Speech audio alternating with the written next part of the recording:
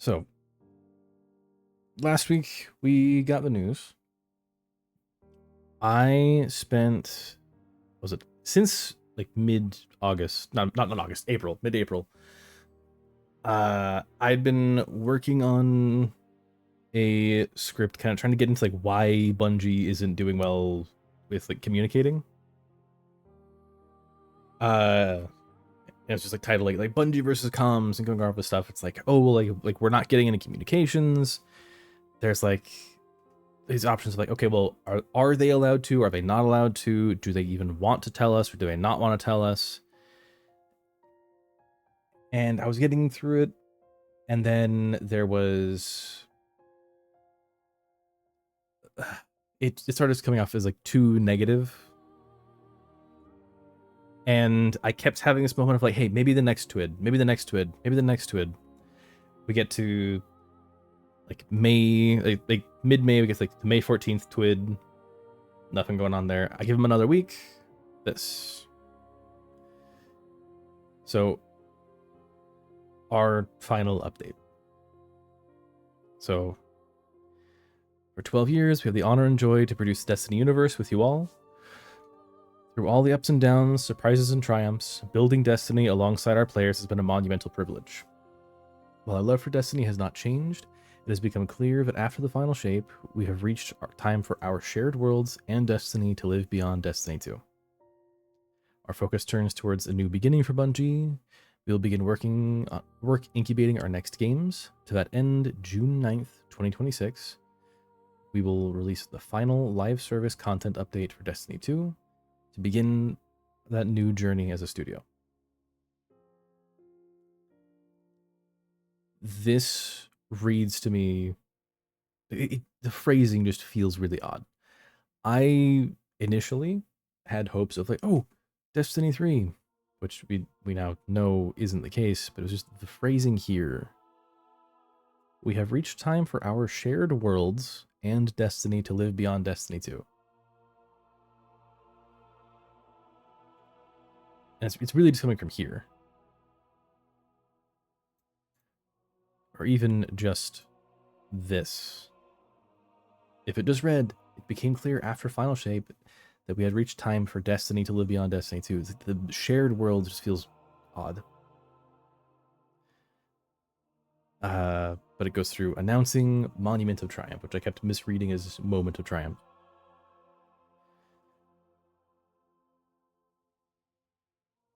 It's the end.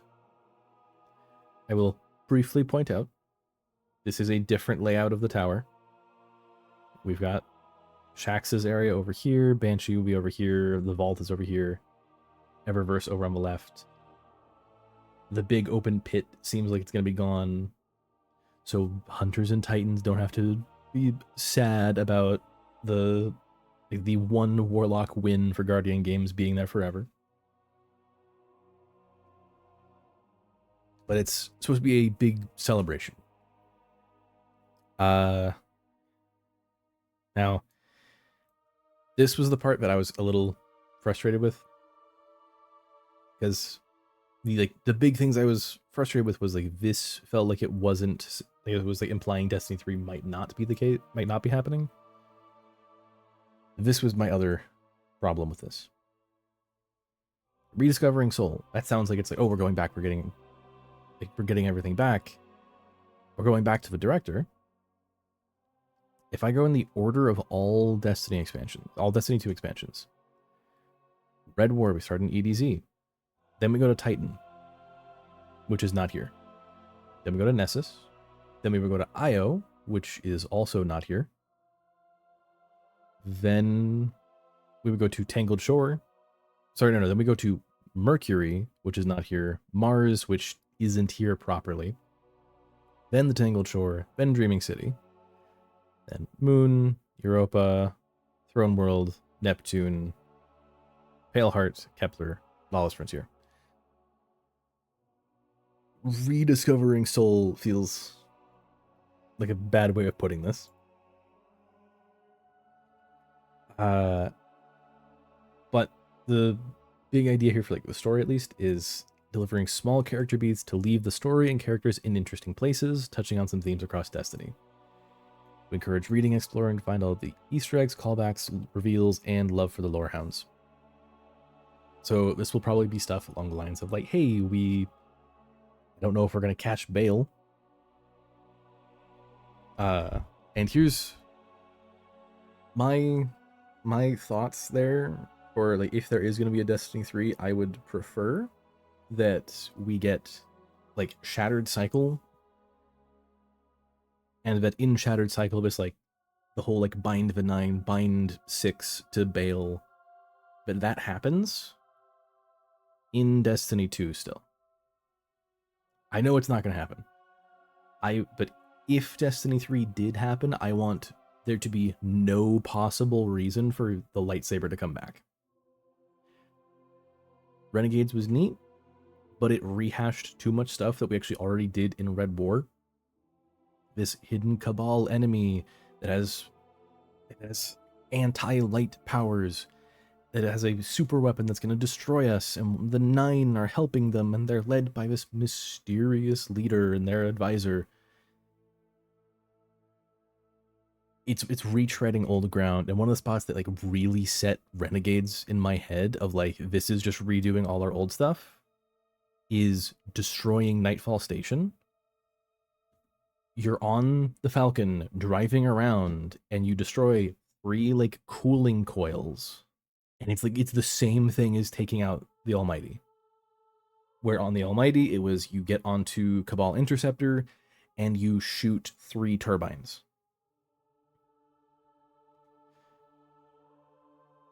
But yeah, if Destiny 3 happens, I do not want the lightsaber there.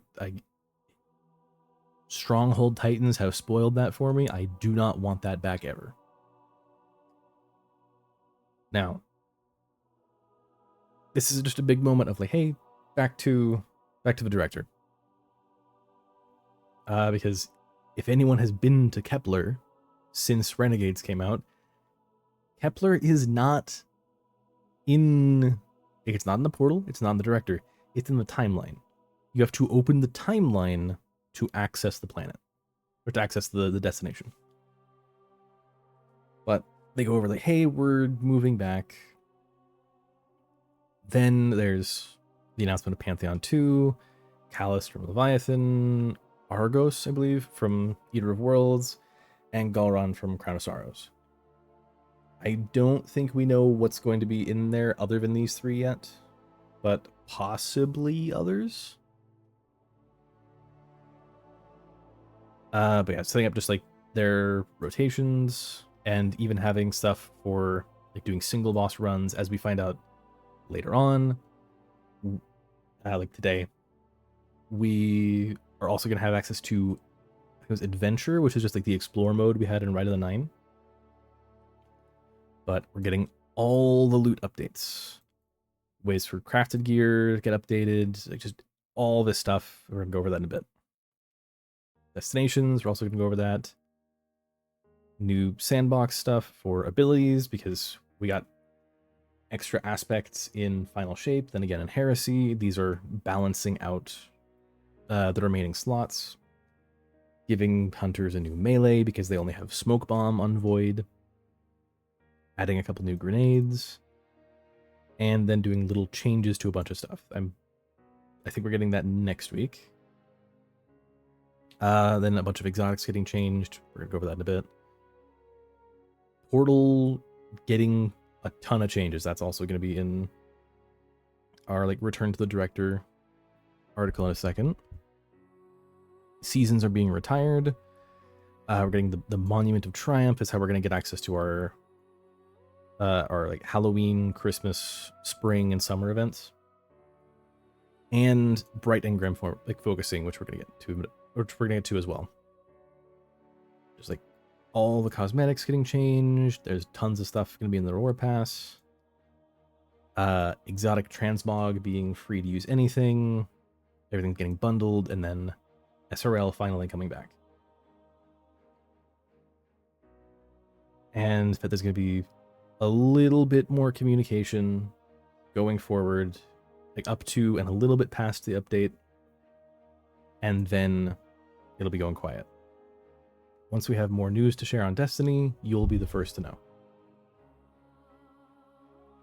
I would like just to remind that for a thing we're going to get to later, is they will likely get us information through something we're going to see later. But through all of this, I was just at the spot of like, okay, I can kind of understand why they wouldn't want to talk about some stuff. Like, you could have talked about the new aspects. You could have said in April, hey, we're gonna, like, once this update comes out, there's gonna be new aspects. Hunters are gonna get a new melee, we're gonna get new grenades for Stasis and Strand. We're gonna get some, like, class ability tuning.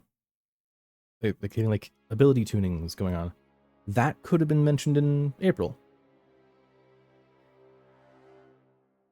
Let's see, like, talking more about the stuff that we already knew was gonna happen, like getting tier 5 exotics.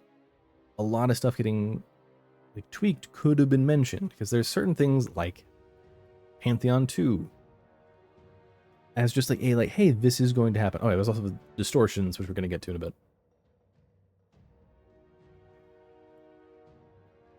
But a lot of the stuff, like, I can understand going, hey, we don't want to talk too much about, like, the cosmetics going on, because to somebody who's not, like, fully reading the article, they're just, like, skimming, they're going to see, oh, there's an Eververse section. You're talking about Eververse? Like, you're trying to just get more money out of us? When no, they're saying you'll be able to get Bright Dust, and you'll be able to get stuff more often because it's rotating daily. Tons of stuff. Like, it's actually really better for the players this way.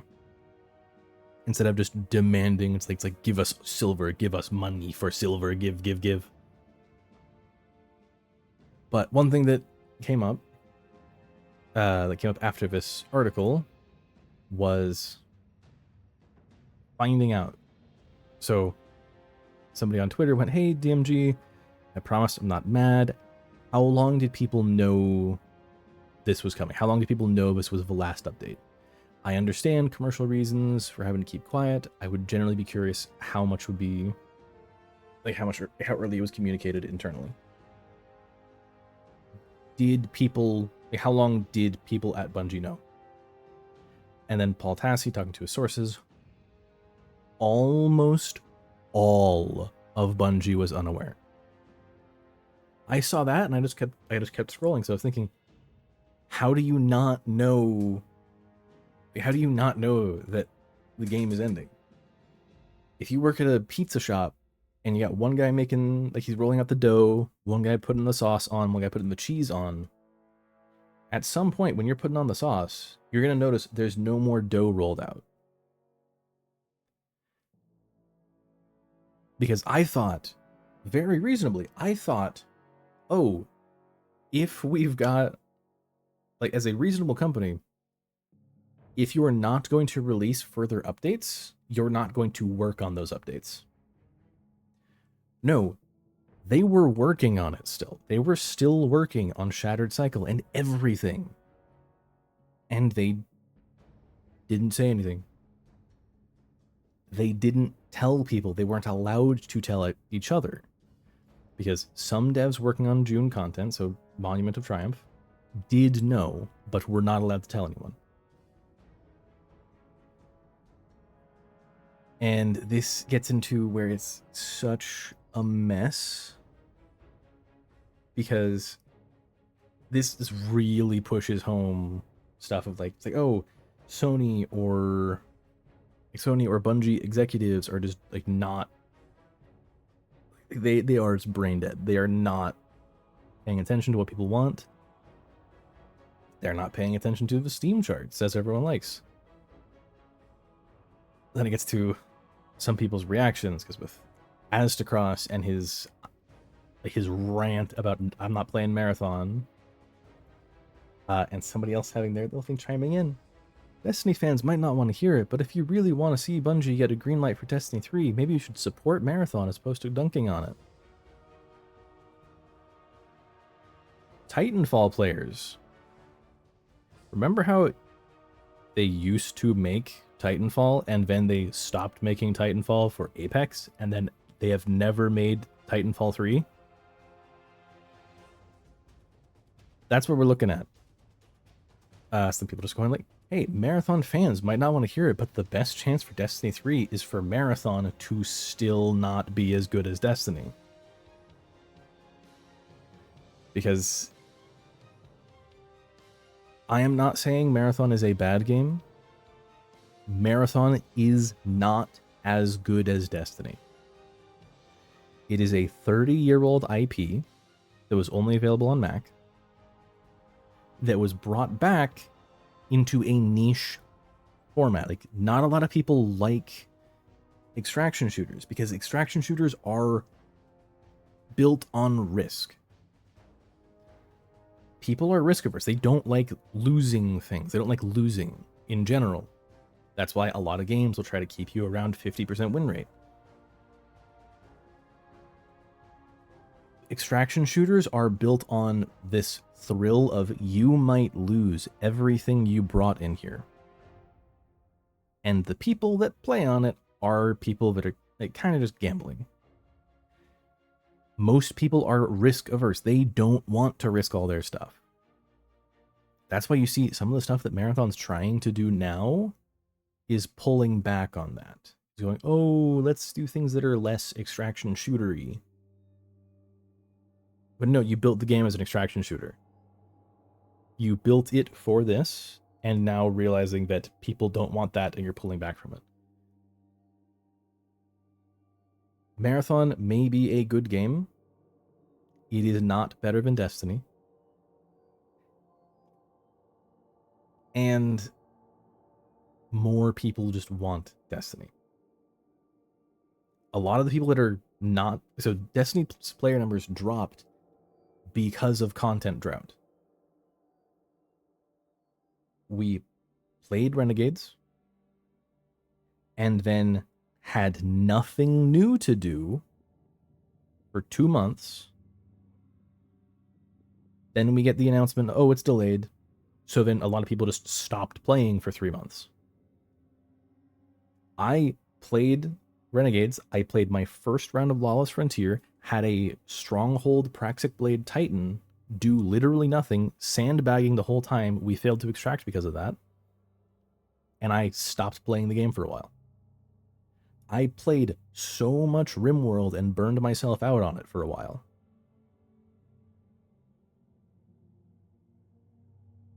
I've come back since, trying to actually work on all the syndicates. But there's a content drought. That's why Destiny's not doing good right now. Most of the Marathon players,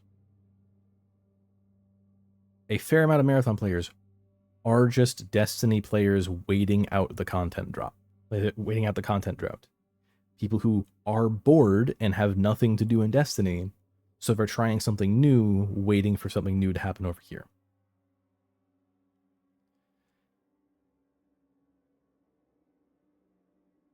So it's a lot of work went into Marathon. Like, my props to those devs. You've made a game that has a following. In my opinion, you should not have been making Marathon. You should have been working on Destiny 3 already.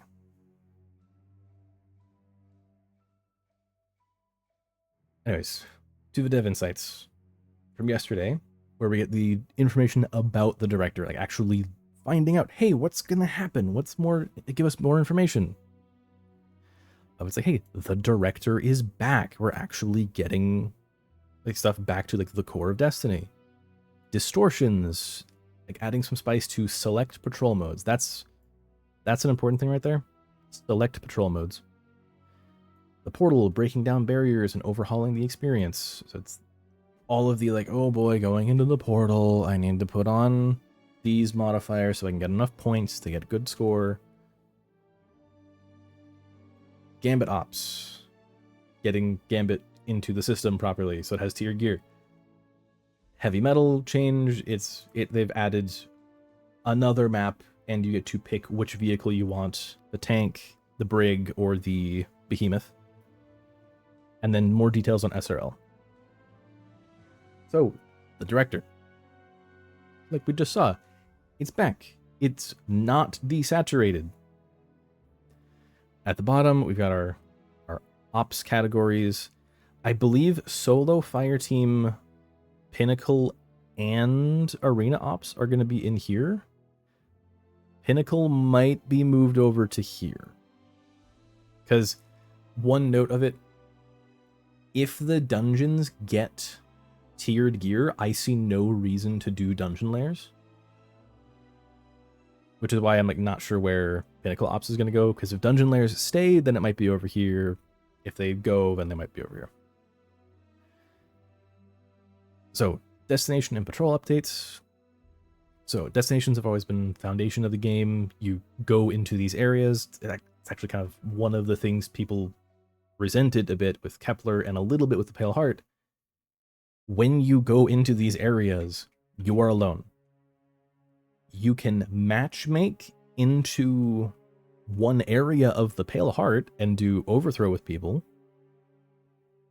Not going to be a lot of people doing that right now. But they've revitalized each pre-Edge of Fate's destination with new perks, tiered weapons for non-craftable pools, and set bonuses that reflect their themes and stories.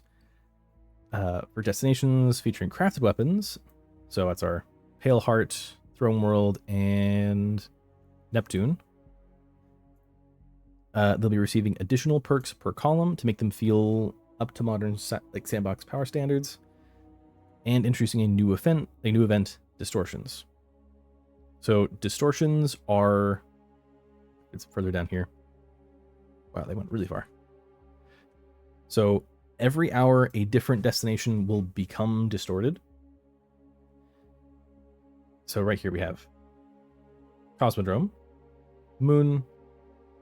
This is still Cosmodrome, isn't it?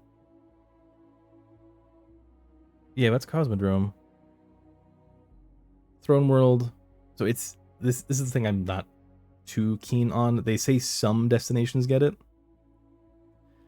But it's this rift opening in the sky. Things are going to get stronger. Enemies will become more powerful.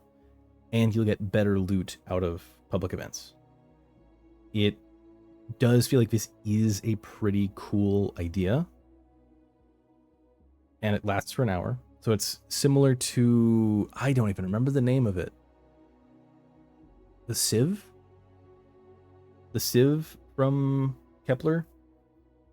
Where it was like for a few hours, like on and off, you'll get a chance to go and do a thing to get some exotics.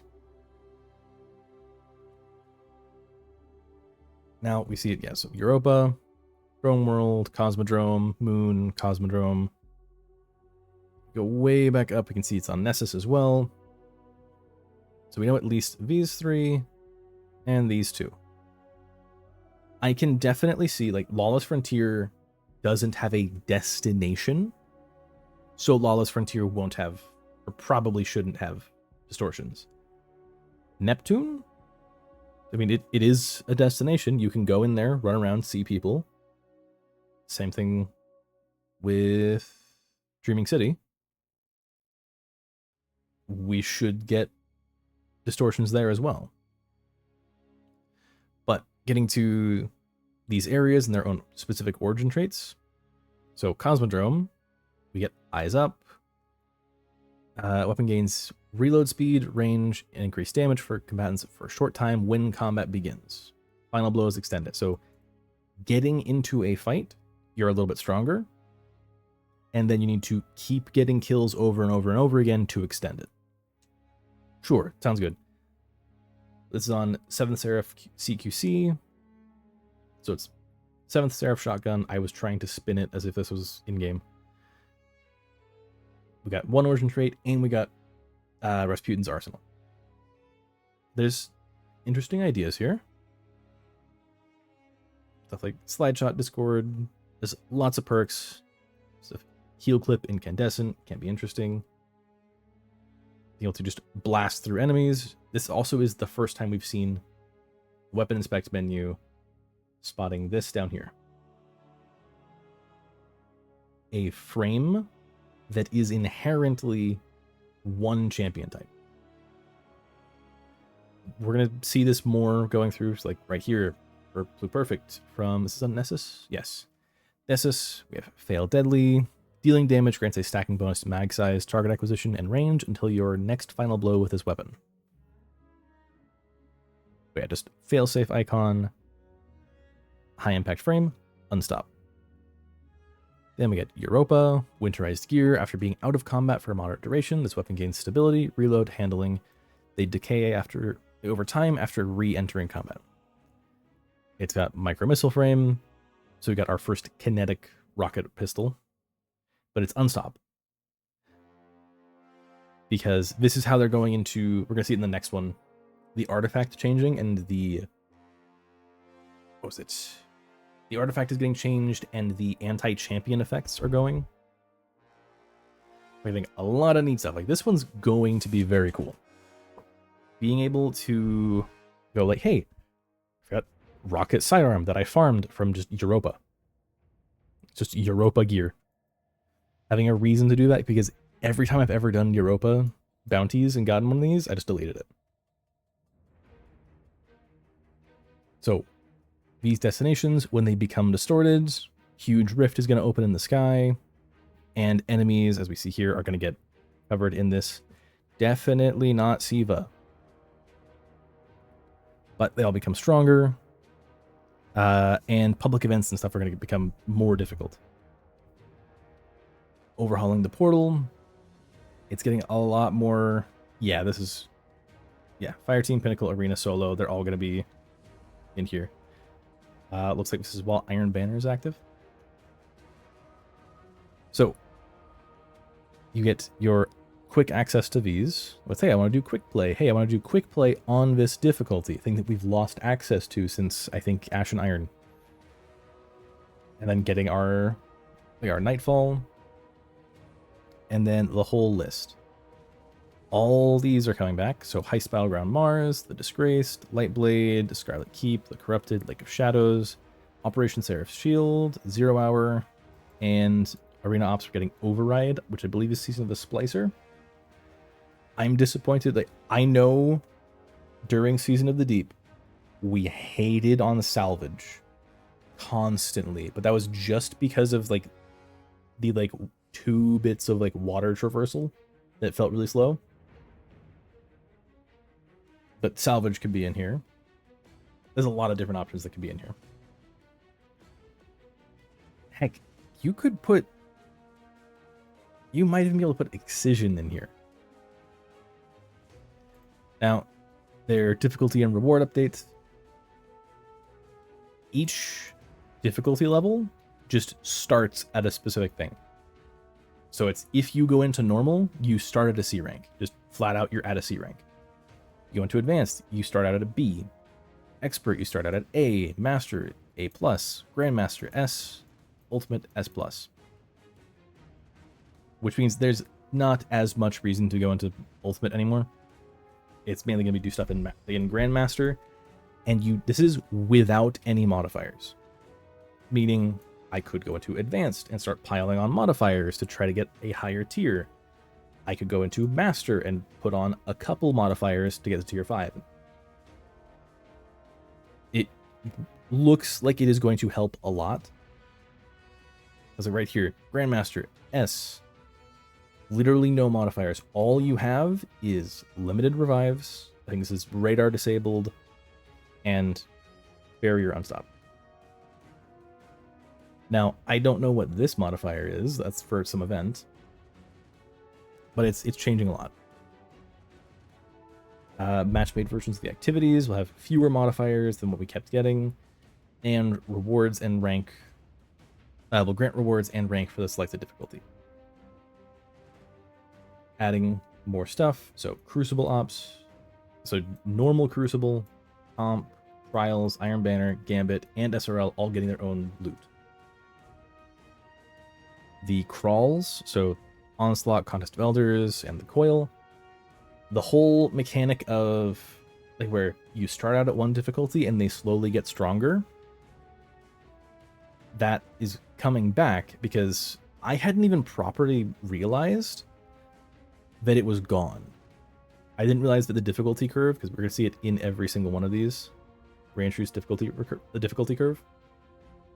I didn't even realize that it was missing for a while. I just thought, oh, it doesn't feel as fun doing the coil. And I thought that was I thought that was because during the coil in Season of the Wish, you could run around and find chests, and you'd open the chest, and you would just get loot. And it was during the exploration sections, you get a ton of loot. And I thought that was why it felt bad. Not realizing, oh no, it's because I'm getting shot by the enemies in the first round and taking way too much damage. But these are getting changed. The revive tokens are getting removed from Onslaught entirely, increasing the amount of scrap that you get so you can actually build stuff properly. And the Brave Arsenal from Into the Light is going to be exclusive to Onslaught. Just in general, Gambit is back. So we get spare rations. Just as an example here, we get spare rations, it's got gun and run, got a lot of perks. It's become stasis, but it's lightweight frame, so it gets overload. 21% delirium is back. They've listed out a bunch of stuff, including some redacted perks, because I don't recognize this one here. But it's got some changes. Crucible playlist rotations. Iron Banner is just, it's once a month. Once a month, Iron Banner will be there. When Iron Banner is not there, Trials will be there for that weekend. Heavy Metal getting changed, so you pick which vehicle you want. Do you want a random one? Do you want the train, like the Drake tank, the Brig, or the Behemoth? Which one do you want to use? I'm not going to be using the Drake because I hate what they did to the controls. And we are getting the Ruins of Nightfall Station. So this is literally part of the map from what I was talking about before of you drive around and shoot some cooling coils.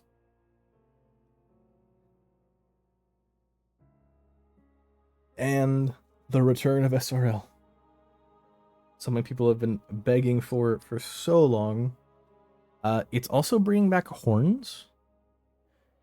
But an important thing, where is it? So skimmers are allowed to join, but you don't have access to the rail grind or jump. And sparrows don't get to use destabilizers for rolls. But they've also, where was it? A couple new mechanics. Rocket boost rewards racers who nail their timing on hitting gas. It's like Mario Kart. Trick boosts are just what they sound like. Land a trick successfully, and you'll get a boost. On PC, Sparrow and Skimmer tricks can be remapped the same way emotes can. Which means I will finally use it, because on keyboard and mouse, you got your WASD over on the left side, you got your hand on your mouse, you need to use arrow keys. Way, like, just in the middle between your hands. You have to use arrow keys in order to do the tricks. But to do a trick means that either you have to take your hand off of your movement, so you stop moving, or you have to take your hand off of your mouse so you stop controlling. SRL rewards. They give us the origin trait and the armor set bonus. Featherweight final blows with weapons with featherweight grant increased movement speed while equipped. So it's just getting kills, you move fast. Revving up. Fast movement builds up a charge that gradually increases your health regen. Once you are fully revved, sprinting grants speed booster. Then sliding while speed booster is active, jolts combatants in front of you. I do think that is going to be kind of funny. Like, imagine Titan running at you with Antaeus wards, slides, you shoot, your bullets bounce back at you, and you get jolted from the slide. Like, somebody's going to go in and try to only use that to fight in PvP. Like, someone's going to try to go flawless with just that. But we get SRL Sparrow, SRL Skimmer. We have a rocket. I believe this is a fusion. This is a pulse. This is an auto. I think this is a SMG. And we got real chunky looking sword. But SRL looks good. Did they say the name of the new map? All 4 original maps. Got a brand new one, the Quantum Circuit. That was it. It's from the Realm of the Nine. It's Rainbow Road from Prophecy, but as an actual track. Not just as a fall down this cliff. We have brand new music tracks. Where do they list the horns? We're actually going to see it in here or in one of these two. We're going to see, I think it's in the TWID. They show a bunch of stuff for trials and just for PvP in general. Horns are back. So, weapons, artifacts, and focusing. So, weapons, we get a lot of stuff here. Like, so, Mos Athanor, just an example of a weapon that already has a tier. This is how it goes. If you're at tier 1, you give it materials. So Glimmer, Ascendant Alloy, it has a use again, hooray! And Enhancement Prisms. Here they've upgraded all the way to tier 5. It got the cosmetic, it got enhanced traits, but it did not gain perks. Meaning, if you want to just farm really easy content to get a good drop, and then upgrade it to tier 5, you can do that. Or you can go with higher tier stuff to try to get the 3 perks, so it's easier to get the combo you want. Now, all catalysts that don't already have, so all exotics that don't already have a catalyst are getting one. Like exotics that have catalysts that only give weapon stats are getting perks. So like they give an example, Chaperone gets triple tap, Parasite gets Envious Arsenal, and Taraba gets Ambitious Assassin, Crimson gets To the Pain, Merciless gets Heal Clip. Feels a little odd there. But yeah, it shows triple tap, Envious Arsenal, Ambitious Assassin. Adding a little more interest to getting these catalysts. Weapon crafting. So here they've got a crafted Fatebringer. All base stuff. Tier 1. In the area where you up the level, where you just dump a bunch of ingredients, or not ingredients, a bunch of resources in to upgrade it, you can upgrade the tier. Right here, it pushes up. But I believe, what was it? When you reach weapon level 11, you can upgrade to tier 2. It requires a certain level, and then you have to go and reshape it. So you get to a certain level, you upgrade it, then you go back to the relic, and then you reshape it to get the bonus perks. So here, tier 2 is going to give you Enhanced Firefly, Enhanced Rewind Rounds. Then I believe they are changing tier 3s, I believe. Here it is. While this new upgrading path allows players to unlock all the enhanced perk benefits of tier 5 gear, as well as access to the unique tier 5 cosmetics, it can't add perks to the columns of your weapon, meaning if you haven't quite found your god roll, or you prefer a weapon with an additional options in this column, you may still want to chase multi-perk drops. To add a bit more value to tier 3 gear, in lieu of being mainly about unlocking multi-perk, we've shifted the unlock of enhanced mods to this gear tier for all weapons, meaning tier 3, you get the enhanced mod, tier 4, you get enhanced barrel and mag. So, do they list it? Yes, level 11, you get to enhance your perks.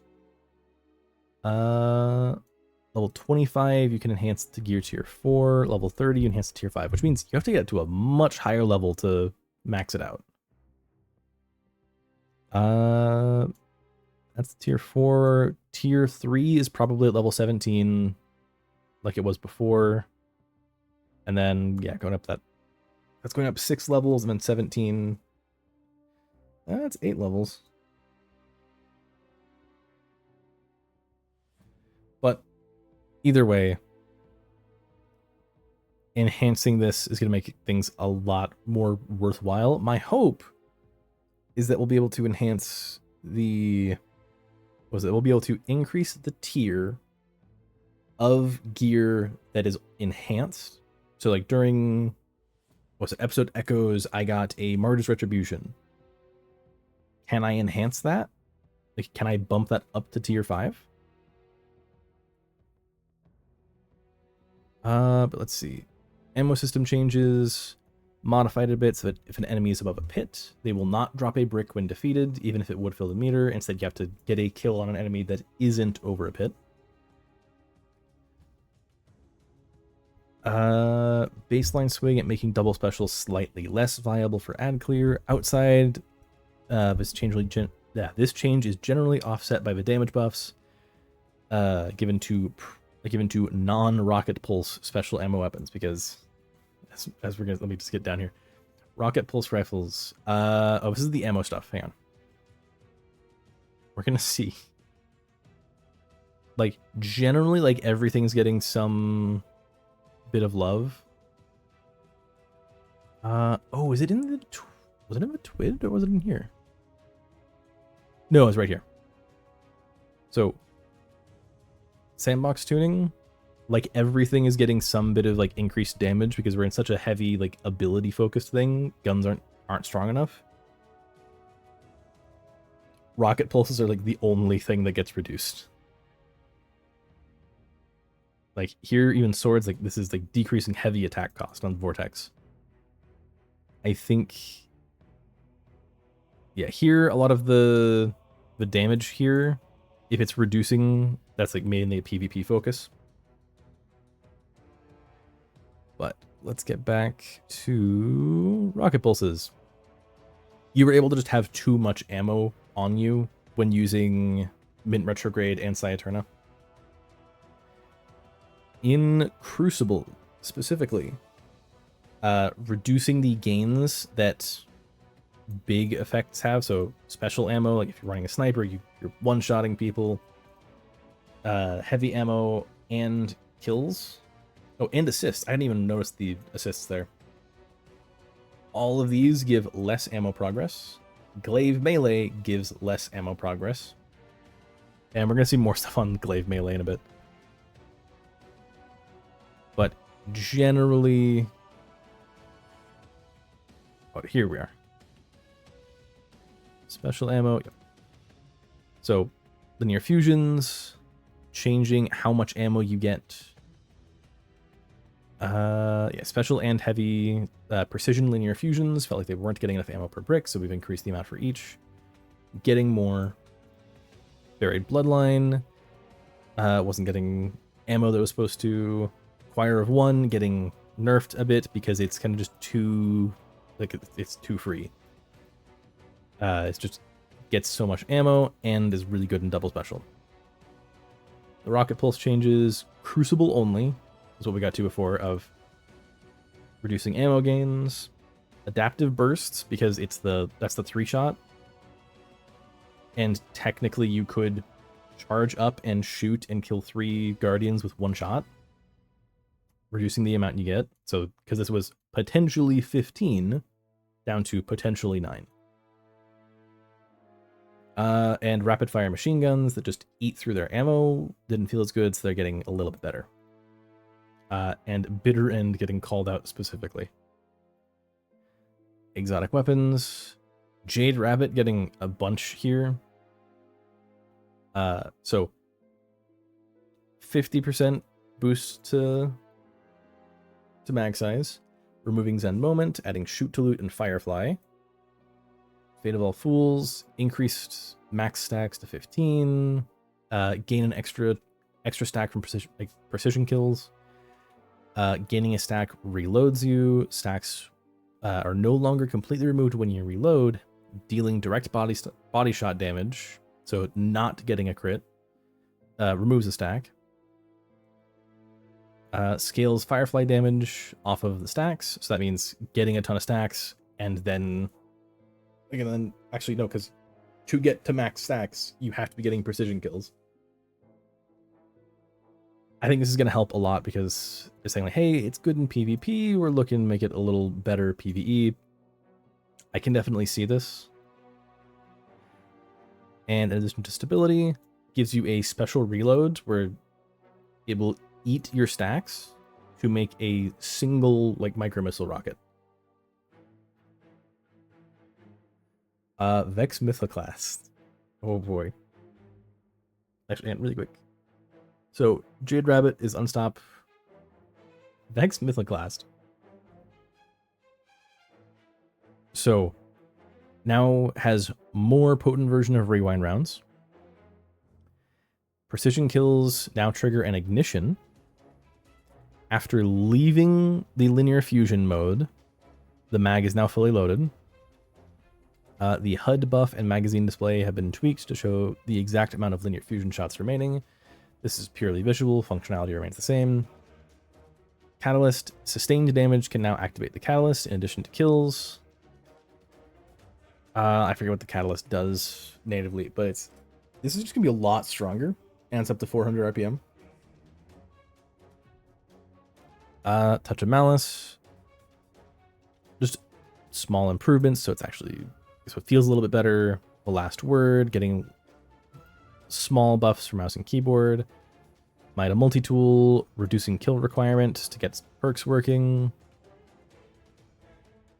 Heirloom, this is the Equilibrium bow.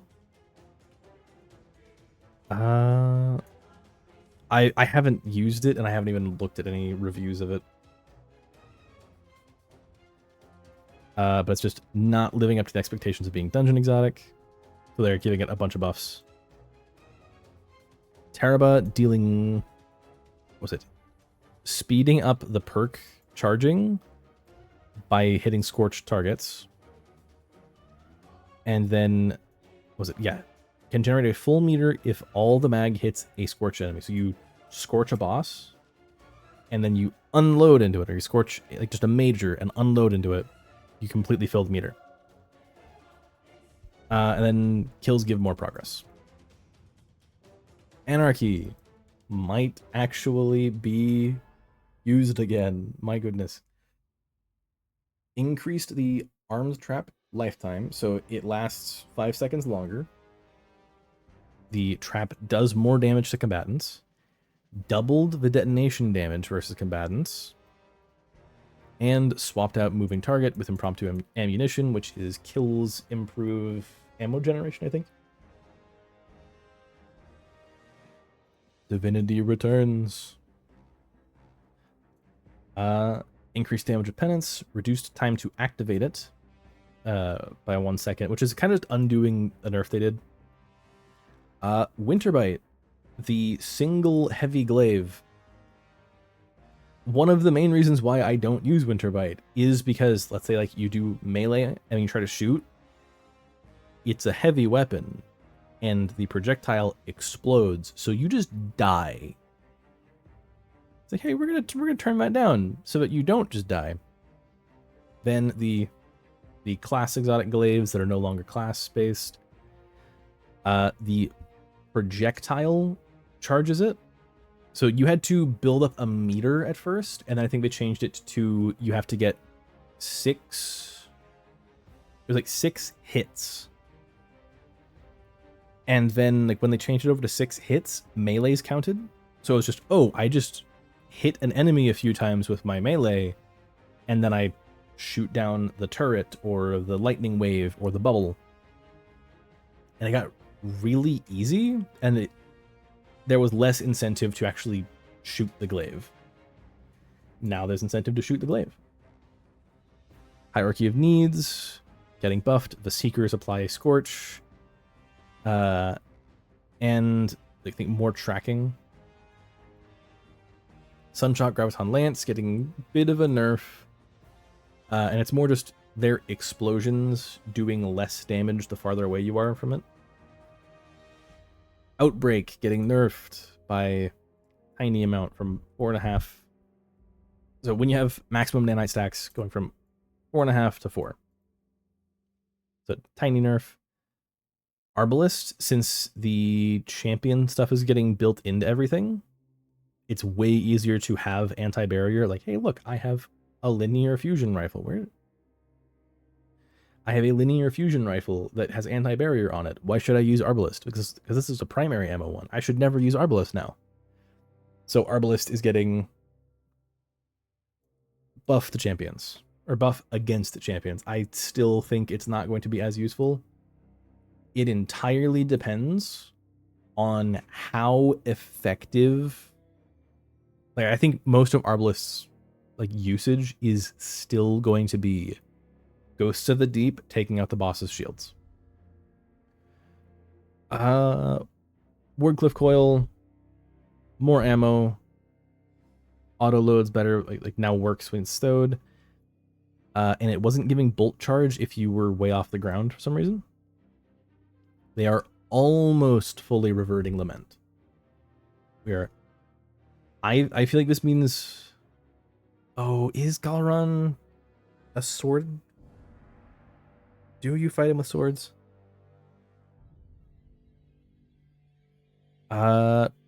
Truth. Jeez. Truth now returns 1 ammo, 2 reserve. I think that's supposed to be from reserves. And buffs, I don't know, 2 reserves and buffs the next mag when all rounds in the mag hit. So you shoot, was it 3 rockets? Yeah, so you shoot 3 rockets, and then it buffs the next one, where they get increased fire rate, stability, tracking strength, and cluster bombs. Truth might be viable for some things, finally.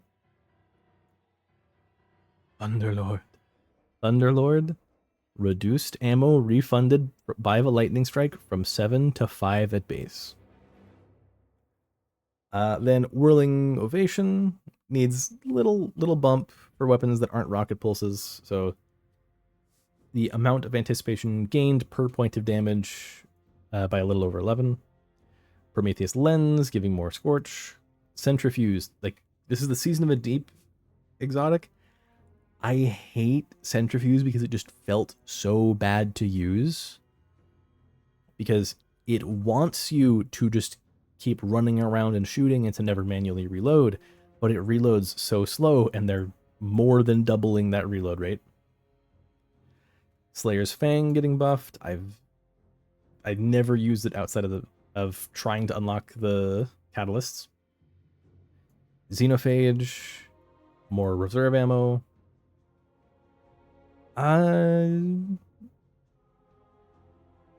Only thing I remember using Xenophage for, like, in a recent memory is just like, hey, run Verity's Brow, and then Atheon just shoot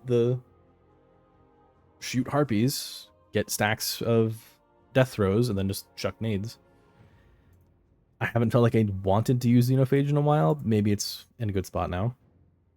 Praxic Blade, they did edit to add this, because they forgot it, but they forgot it when they posted and they went back.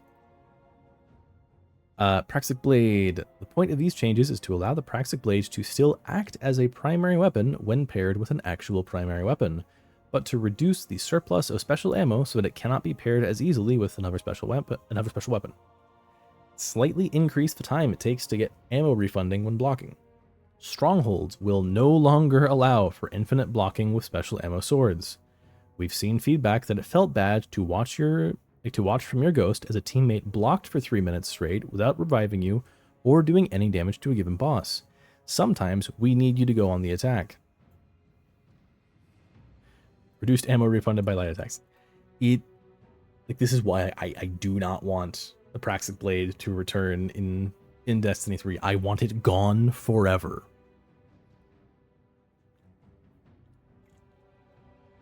Now, tuning. Legendary primary weapon. Legendary primary ammo weapons increased damage versus minor combatants by 30%. Exotic primaries going up by 10% from 30. Non-blaster primary weapons increased damage versus major combatants by 15%. Blaster primary weapons increased bonus damage versus major combatants from 15 to 20. I felt like I was going insane when I would bring a weapon into Lawless Frontier and there would be an enemy with the white shields, and I would be trying to take out their shields. And like with a blaster, I could always take out the shield within one mag. Without a blaster, I had to like throw something at them to deal a bit of damage, and then I could take it out. If I just mag dumped, it would never break the shield.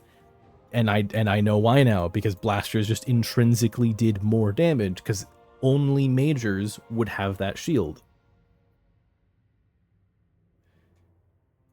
Oh, I hate that shield. Some special ammo weapons have dominated the sandbox. I wonder which.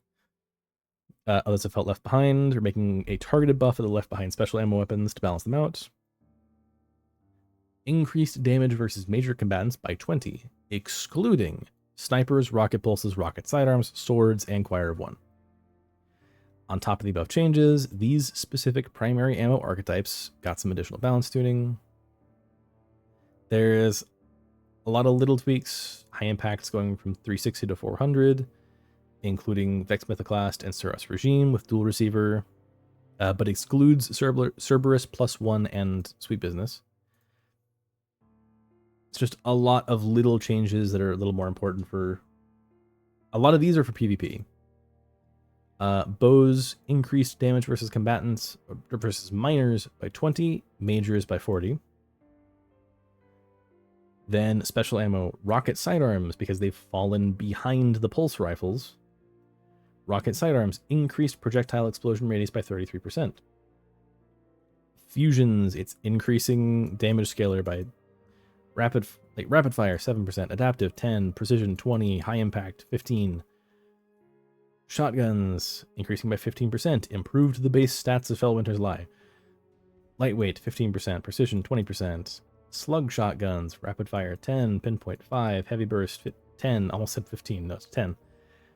Snipers, aggressive 15, adaptive 10. Glaives, rapid fire 10. Trace rifles, increased damage versus minor combatants by an additional 20, and versus major combatants by another additional 20. Exotic trace rifles, increased damage versus minor combatants from 30 to 40. And then the rocket pulse nerfs. Finally, heavy ammo weapons got some attention to make them more effective against bosses and champions alongside targeted ammo tuning. Heavy GLs increased damage against bosses by 5%, same for rockets. Crossbows increased by 10%. Linear fusions increased the damage of all linear fusions, legendary linear fusions, versus bosses and champions by 10%. Precision increased PvE damage scalar by 10%, increased ammo reserves by 30%, excluding Sleeper. Machine guns increased Bitter Ends reserve ammo. Swords decreased the heavy attack on Vortex frames from 6 to 4 to match other heavy swords. Perk changes, Focused Fury does more damage, or increases damage bonus, and hits required decreased from 50% of the mag to 35% of the mag. Full Court, at max distance, instead of doing 25% more, you're doing 35% more. Lasting Impression, 25 to 35. Reservoir Burst, damage bonus increased from 25, 27.5 when enhanced, to 30, 33 when enhanced. A lot of this is just like bringing it in line with the stuff we see in, I want to say, like it's with Bait and Switch and what was it? Elemental Honing. Elemental Honing. Goodness, that perk, I don't like it. And seeing that it turns into like the like top tier raiders going like, oh, I am going to juggle 5 damage types to make sure I always have 5% more damage than if I just did Bait and Switch. Yeah, Reservoir Burst, doing more damage, gut shot straight, reduced the aim assist penalty by 20% on the base perk and 25 on the enhanced. Fixed an issue where it didn't work on Bitter End. Adagio reduced the damage bonus to hand cannons by 3% and increased the damage bonus on shotguns and bows by 10%. And then all these perks are based off of collecting an elemental pickup, and then tangles are just like this weird oddball. So they now share the same tangle activator. Destroy a tangle either by shooting it or on impact after throwing it. Previously differed on like perk by perk. Would activate when shooting, picking up, throwing, or some combination despite sharing same terms. In addition, collective action, collective pugilism also grant additional time to their durations upon throwing a tangle. This unique behavior is called out in their descriptions. Artifact elemental orbs are now considered elemental pickups for the sake of these perks and grant the same benefits as tangles. As such, we fixed an issue where the artifact arc orbs would give dark transcendence energy with Facet of Honor. They now give light transcendence energy. But yeah, it's just saying like, hey, Fire Sprites Void Breaches, they give 8 seconds. Ionic Trace Stasis Shards, 4 seconds. Tangle Detonation 4, Tangle Throw. I feel like this they missed. Where was it? In addition, additional times their durations upon throwing a tangle. So I think this might be when you throw it, you get 4, and then when it hits and explodes, you get another 4. But yeah. Little buffs. All-Star, damage timer pauses on weapon stow, resumed on equip, Desperado. In addition to its current activator of reloading after precision, Desperado can now activate when reloading after 3 rapid kills. Fix an issue where the enhanced version of Frenzy was not getting an extended duration when refreshed compared to the standard version.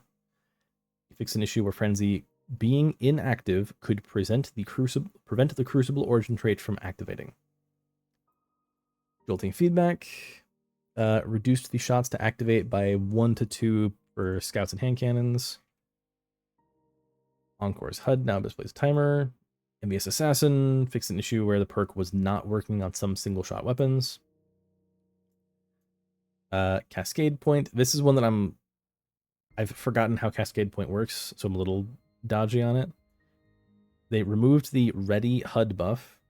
They simplified the activation criteria for dealing precision damage to other weapons.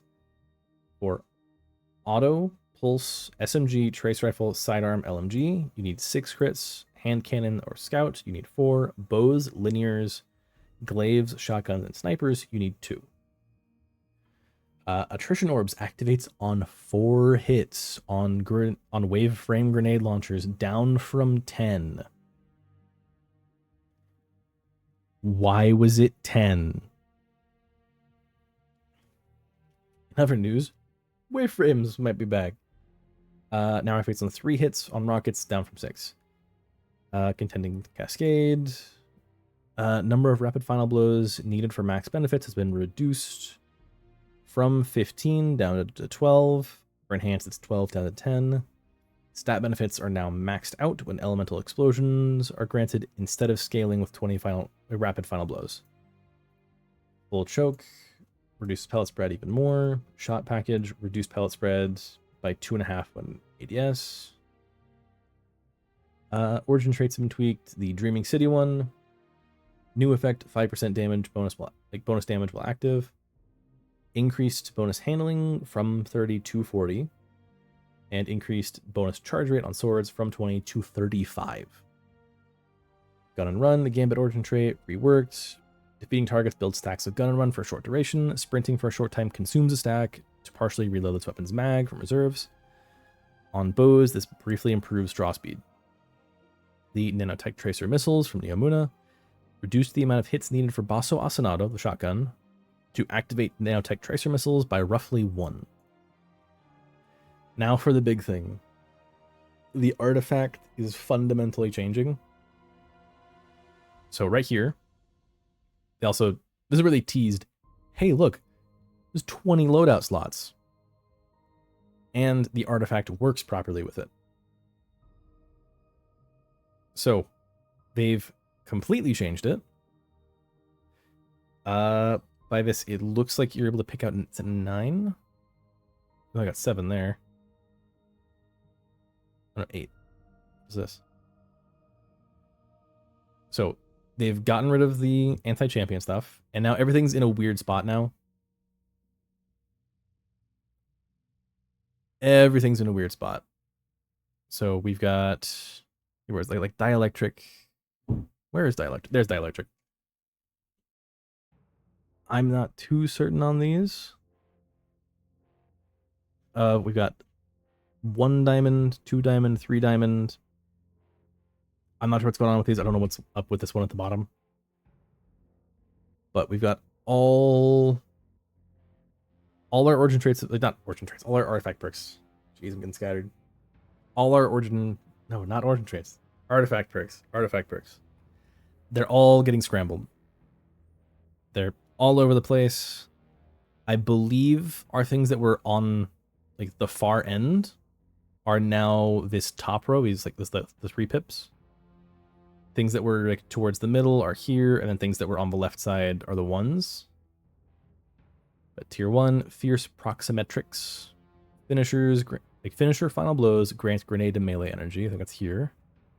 Rapid remedy, machine gun, rapid final blows heal you. Blinding jolts, final blows on jolted combatants, blind nearby combatants. Final blows on jolted combatants, blinds nearby combatants. That's what you. Precision equity, precision final blows build progress toward a large orb of power that grants bonus weapon damage on pickup. Higher ranked targets grant more progress. That'll be you. Taser tag, it'll be this one. Arc powered melee hits jolt combatants and deal further damage for a short duration. Sticker shock. Arc flux, magnetic, and fusion grenades deal more damage when attached to combatants. On final blows, they release several micro missiles that seek nearby combatants. I want to see what Starfire looks like with that. What does that do with Starfire Protocol? Because I do think putting fusion grenades in there was intentional, because this is a kinetic void arc artifact. Like it's really heavily leaned into like void. Here's for devour, arc, and kinetic wherever. There it is, kinetic here. And like putting this into here means that, hey, fusion grenades can be really good.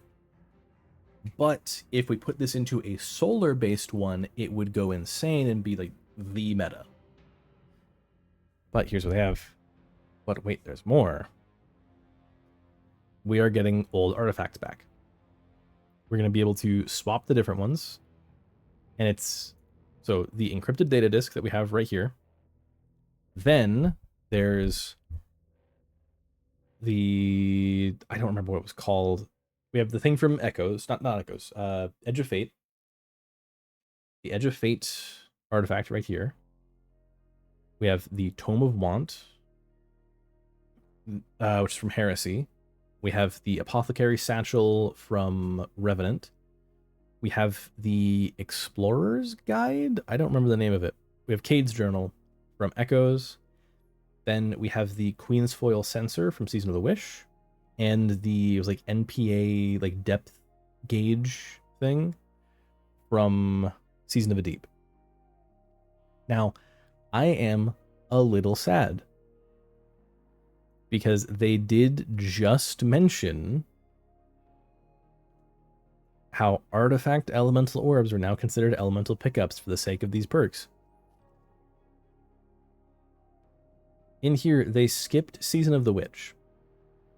In Season of the Witch, we had a perk that was, I think it was if you were on one of like the light subclasses, getting a kill could create an elemental orb that matched your subclass.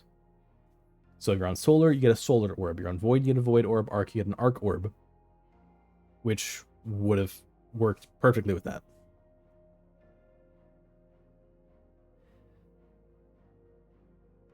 But like here they show our Queen's Foil sensor.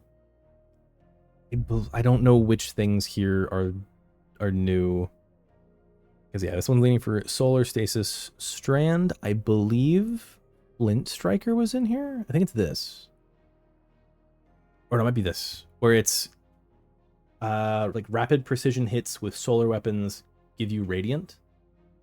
What I'm actually glad for is getting last season's one back, where you get, I think that same perk was in there, but it was landing those precision hits, gives you Radiant, dealing damage with a solar weapon, applies Scorch, while like dealing damage with solar weapon while Radiant applies Scorch.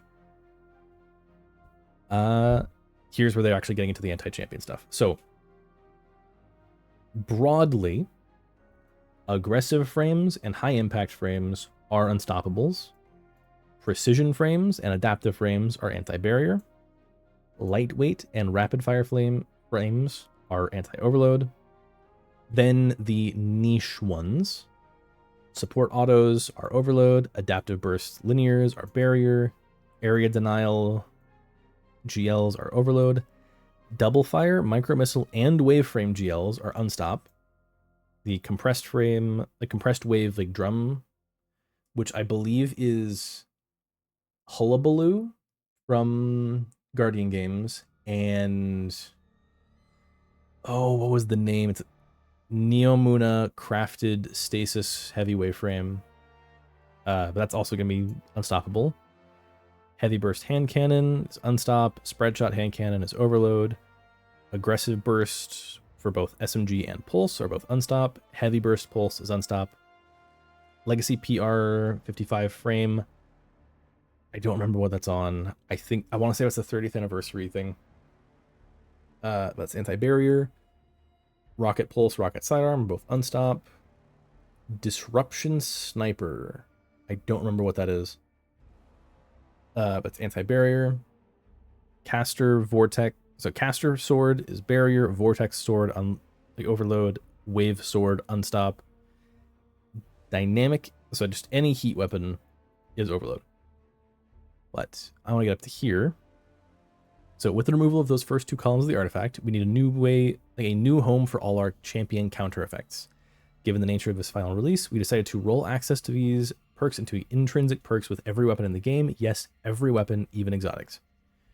We also made the decision to remove any activation criteria to all these effects. No matter which you are using, simply firing the weapon will apply the associated effect immediately, assuming your shot lands. So normally, anti-barrier is like the most versatile because it's just the bullets are anti-barrier. Unstops, you had to aim down sights for like 1.5 seconds and then fire, and then you would stun unstoppables. Overloads, you had to fire for a couple seconds and then you would stun. Now it's just, I've got a support auto, I shoot one bullet, stunned. I've got a wave frame GL, I shoot it, unstop is stunned. I am concerned about barrier because there's stuff like I think detain bubbles kind of freak out with anti-barrier. So I'm worried about that for, like, for instance, let's say you're doing like sniper DPS on like Templar for some reason, and one person gets detained and you try to turn and shoot it and it just doesn't work. And then a handful of exotics exotics each got their own, like, for what made most sense. Their examples: Barodiad, Overload, same thing with Trinity Ghoul. Izanagi's Burden and Parasite both got Barrier. Xenophage and Jotun both got Unstoppable. Oh, a catalyst. A catalyst for Xenophage. Yeah, here we're showing Grenade Launcher, Adaptive Frame, Barrier. Auto Rifle, Rapid Fire is Overload. Yeah. Oh, and they're showing Bait and Switch. Bait and Switch, MVS Assassin. Then we're getting vendor reward tracks are coming back. It's been so long. So focusing gear from these vendors, when you're, so weapons, what's it? Weapons will only ever be tier 3 or tier 4, or rather, they will never be tier 5. Armor, if you are above 520, when you focus armor from the vendors, it'll be tier 5. Otherwise, if you're above 400, it'll be tier 4. Same thing, like weapons will be tier 4 for 400 and up. And then 3 is 300 to 399. So it's about like, it's like band of 100, except armor is only in like top tier. Ada is going to have more shaders, and so more shaders total and more shaders available per week. The armor is now just going to be, you can just go and unlock it directly. No more limits. Or sorry, not no more limits. There is a limit. 1 threader bounty per class per week. So you can get 1 transmog unlock per week. Gambit reputation reward rank, which, okay, so this, really quick, that threader, the synthweave, is better than we've had, because before, when it was like you have 10 per season and it was a 3-month season, that's 12 weeks. You had 2 weeks there, like here you'd have 2 more bounties. With, what was it? I think we went to 15 during episodes, and episodes were, what, roughly 4 months? Should have been 20. So we're off by 5. This is just bringing it back in line. Or giving us more per week. Or more over a period of time. Drifters reward track is back. Gambit focusing. Tiered gear. Banshee, his track is back. Updated focusing. And dismantling stuff gives you reputation again. Hawthorne, the clan engrams give tiered gear. Saint 14, like updated. Like, so reward track is back. Updated focusing. That's for everyone.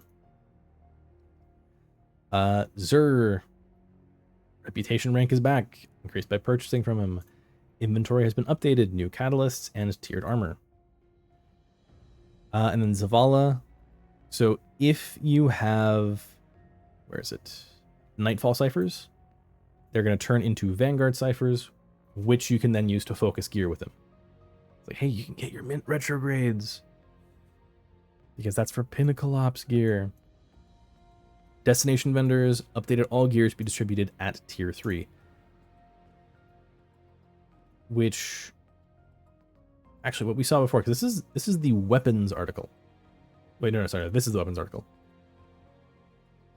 Earlier, where is it? It is very long. Oh no, it wasn't the director, wasn't it? Yeah, it was these. So we only got origin traits. We didn't find out anything about like armor sets, because there is an armor set for, not for Cosmodrome, but there is an armor set for Nessus. There's an armor set for the EDZ. So we might be getting other armor sets there that we just haven't heard of yet. But back down, we just got to attunement. This is not as good as the Tome of Want was. The Tome of Want was really good, because the Tome of Want was set up as you just pick out what you want and you get it. Like, and after a while you just get it. This is you go in, and for each of these, all 12 activities, distortions, world drops, solo ops, fireteam ops, arena ops, pinnacle ops, crucible ops, trials, Iron Banner, Gambit, Onslaught, SRL, you can pick the thing you want attuned. Now, in a bit, so I think here they didn't update the perk icons on these, because they want to like reference like when it was last added. Like when it was added for the icon. Because, well, we're at the end. In here, we start off with PvP Strike Team. I'm going to scroll really quick. Where's the list of weapons? We have Joxer's Law. Okay, so first off, Helmsman Arc High Impact Bolt Sniper. I think that's this one here. We see it right here. But there's 1, 2, 3, 4, 5, 6, 7, 8, 9, 10, 11, 12, 13, 14, 15, 16, 17, 18. I think it's actually just V's that are currently shown in there. And this might just be like they didn't want to spoil a bunch of new things. But being able to attune whatever thing you want, and then when you do that activity, you're significantly more likely to get that thing. But to the top of this one. Details about Crucible, details about Pantheon and the Pantheon rewards and updates in Raid and Dungeon. All the stuff for like cosmetics. Then is pointing, hey, look, did you read our stuff from like yesterday and today, which is at the top? A lot of changes here. So globally in PvP, multi-charge abilities will have one charge instead of all of them. So Strand for like Hunter and Titan both have 3 charges, starting out at 1. If you are running your classes like extra ability charge, so that's like 6 Coyote, Armamentarium, and Claws of Dire Ahamkara, you don't get that extra charge. Across the board for invisibility, greatly increased opacity to make players more visible in Crucible. Scatter grenades reduced the chase distance versus players by 50%. Reduced the amount of grenade energy visibility gains from perks by 12.5%. Hunter's Deadshot Super gets less energy refunded for kills. Warlock Pocket Singularity reduced tracking shape on players by 60%. Titan Knockout correcting issues that were leading to one-shot kills, and Diamond Lance reduced the freeze AoE versus enemy players. Players can no longer quick fall after throwing a Diamond Lance. Artifacts are now disabled in Trials and Comp. So the way that they balance out having 7 artifacts at once is that artifacts just don't work in the sweatiest of PvP modes. Exotic Armor, Deimos Effusion increased the time between damage ticks against players, so it does less damage to players, but it's fine versus combatants because it's only against players that they reduced it. Nothing Manacles reduced the extra seekers created from 4 to 3 and reduced the range and lifetime of extra seekers. So you can't just throw super grenades. Titan ACD0 feedback fence no longer provides any damage resistance versus other players. So you shoot a Titan down, they get weak, and you run into melee to finish. Instead of getting exploded back, you actually get to finish off the Titan. Ammo system, this was a little bit, I think all this was talked about in the other one. Reduced point gains from special ammo and heavy ammo kills and assists against and super kills. You get less ammo progress from stuff other than primary ammo. Reduced glaive melee point gains. Reduced adaptive burst ammo from 3 to 5. Reduced bitter ends ammo from 75 to 62. That's all those little changes we saw before. Unified Crucible Ops. And then it's just going over, it's like, hey, control, and it's like saying what mode, what type of matchmaking it's using. Control, outlier protection, replaced by Iron Banner control when active. Comp, rank-based. Rumble, open skill. Quick play, open skill, rotates modes weekly, and then lists all the modes. Small team, quick play, open skill, rotates modes daily, lists it all out.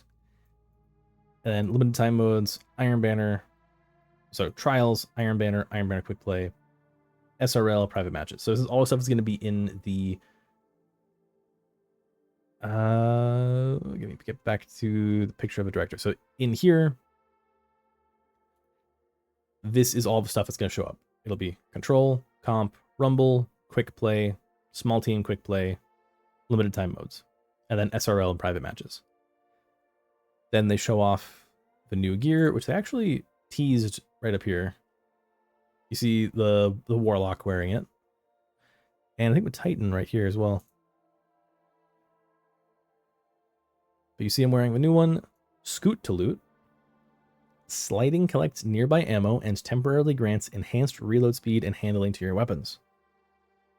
Then Shoot to Scoot. Dealing damage with your weapons temporarily grants an enhanced slide, gain damage resistance while sliding. This is going to lead to some like slide shotgunning getting worse.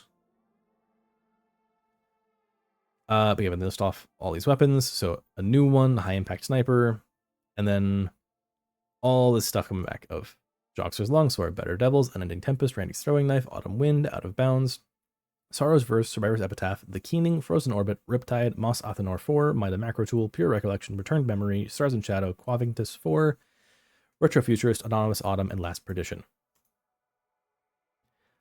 We got Shaxx cosmetics. We got a ship, a sparrow, a ghost, along with a new emblem and shader on his reward track. I believe that is showing us this up here. And they're not showing off the shader. Now, new modifier, Arena Collision, 4v4 mode. This is, okay, these are wacky ones. So, Arena Collision. Special ammo weapons are disabled. Where was it? Because special ammo weapons are disabled, there's a special note in melee. Glaive melee damage has been reduced. So it's primary ammo, like primary weapons are meant to be your big thing here. Damage unchanged. Hipfire accuracy and aim assist penalties decreased. Special weapons disabled. Heavy weapons damage decreased. The game starts with 3 crates active, 1 for each side and a neutral. Crates respawn on a 2-minute cooldown. They are not shared, meaning one person on your team gets it. General weapons. All weapons are granted plus 60 airborne effectiveness. Radar heavily modified. Base range has been decreased and no longer expands dynamically. Players only show up on radar if they are shooting, sliding, sprinting, jumping, or have heavy ammo. Within the center circle, players show up as dots instead of wedges. Grenade base recharge rate has been disabled. Getting a final blow will refund grenade energy, the amount based on cooldown and grenade stat.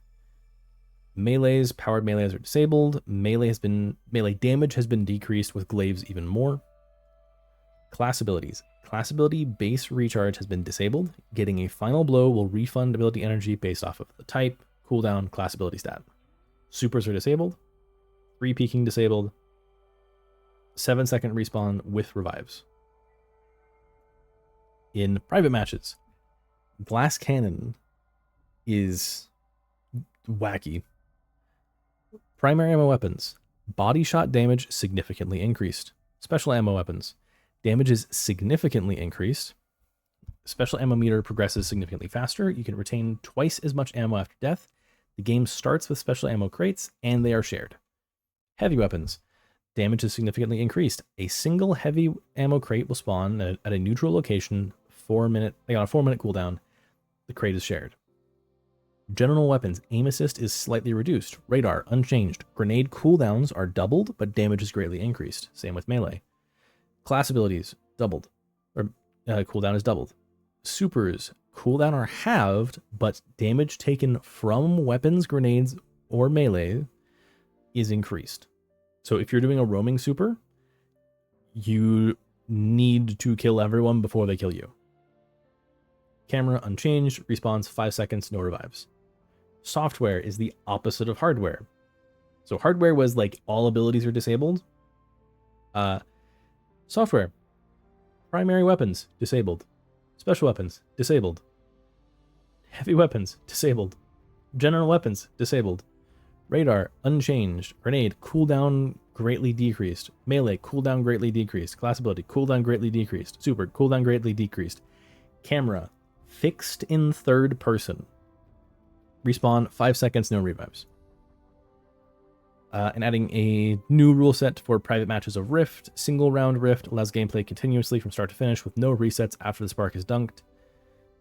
My assumption is this just means like after you've dunked the spark, after you dunk the spark, you don't like swap sides or move around or anything. Or if you do swap sides, like your bases move and then the spark changes. And you don't have to like sit there in silence for a little bit. New Compra Warriors to show armor set, new emblem. Actually, that might be the armor set we saw here. Yeah, that is. Armor set, Paradacia. Paradacia. Primary ammo weapons. Primary ammo weapon final blows grant stacking bonus to mobility and primary weapon range and handling until you're defeated. So it's just stacking until you're down. Sublime Transit increases mobility and grants enhanced sprint speed and slide distance. Note, they do not stack with enhanced sprint speed or slide provided by exotics or abilities. They do stack with things that increase speed via scalar, like lightweight or killing wind. New weapons. Solemn Lie, arc lightweight hand cannon, reprising Rose, Redrix's S-Stock, Mercurial Overreach, Deadlock, Belisarius D, The Riposte, Solemn Remembrance, and Peculiar Charm. Then we have Emblem. This one was just win 77 games in comp. Then new Ascendant 0. Starting at Ascendant 0, like after you've earned Umbral Echelon,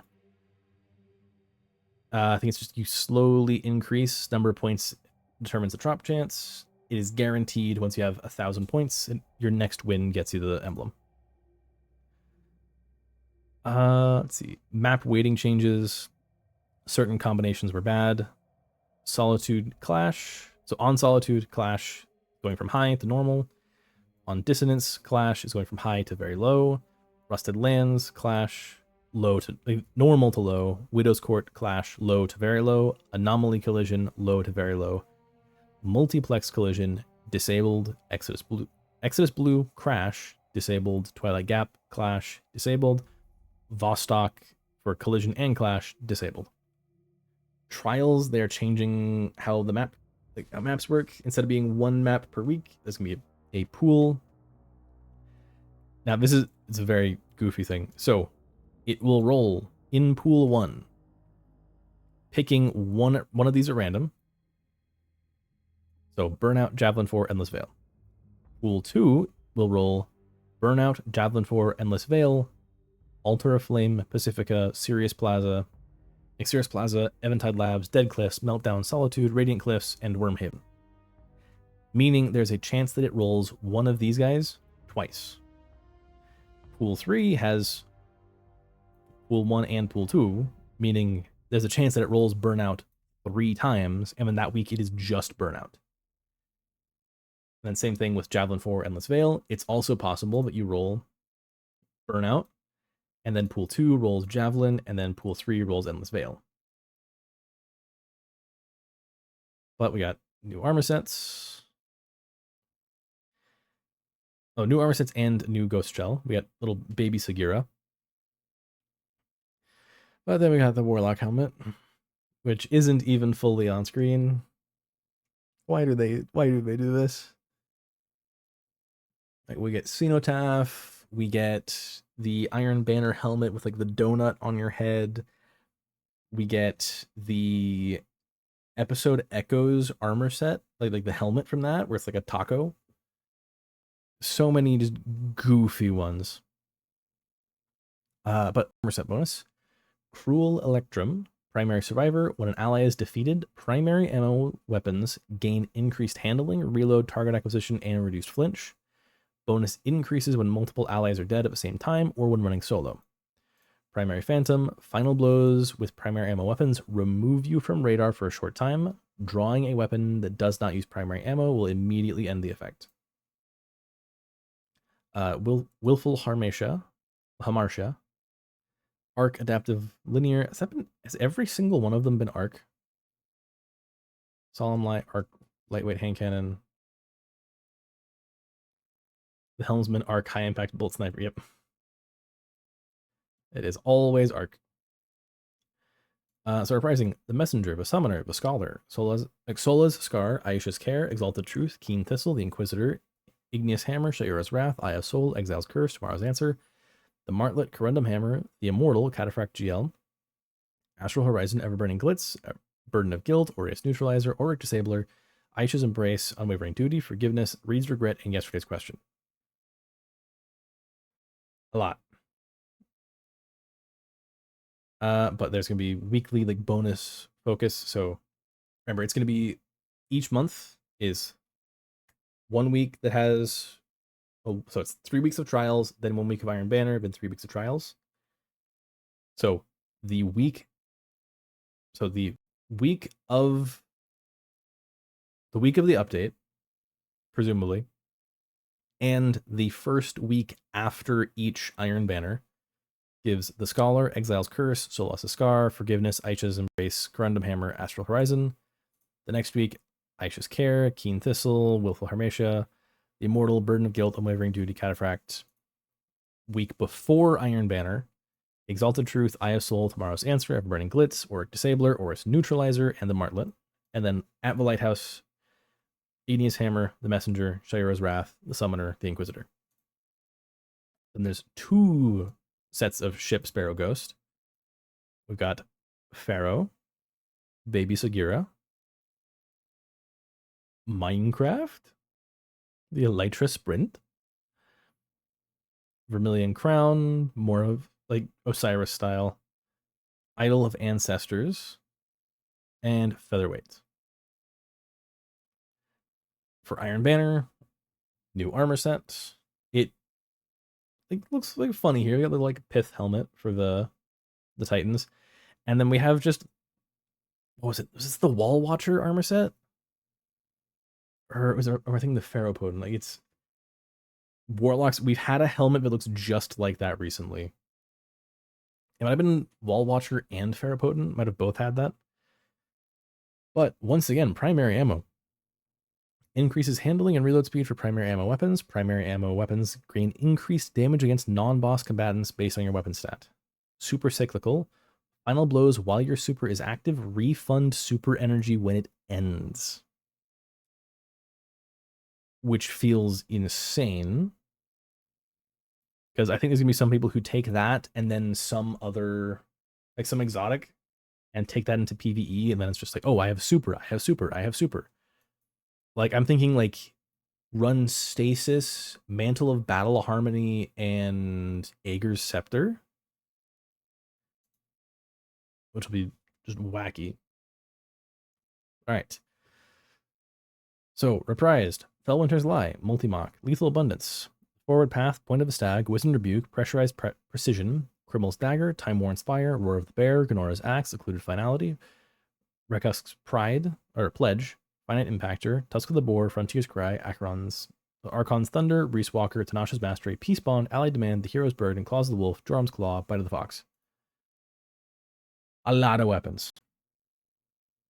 Bonus focus pools. So alternating every other Iron Banner of like their like bonus focus thing, which that being the like, hang on.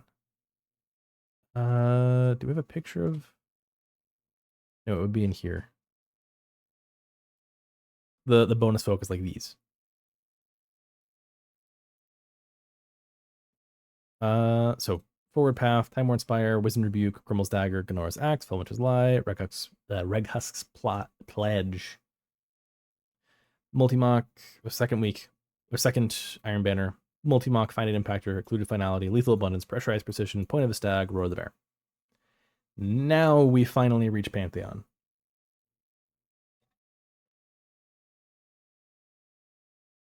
Because there's like we're like halfway through.